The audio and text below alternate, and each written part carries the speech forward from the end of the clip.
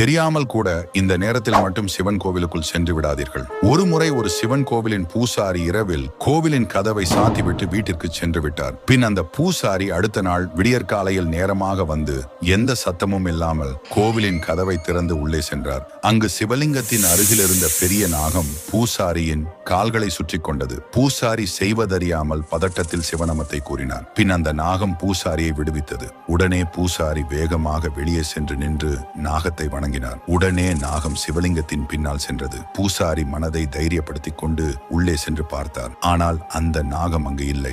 அப்போதுதான் அந்த பூசாரி உணர்ந்தார், நாகத்தின் வடிவில் இருந்தது சிவபெருமான் என்று. அதனால் தான் சிவன் கோவிலின் கதவை திறக்கும் போது சங்குகள் ஊதி மத்தளங்கள் வாசித்து மந்திரங்களை கூறிய பின் 3 முறை கதவை தட்டிய பின் தான் கதவை திறப்பார். ஏனெனில் உள்ளே சிவன் எந்த ரூபத்தில் கூட இருப்பார். சிவனின் மீது நம்பிக்கை உள்ளவர் வீடியோவை சப்ஸ்கிரைப் செய்து கொள்ளுங்கள்.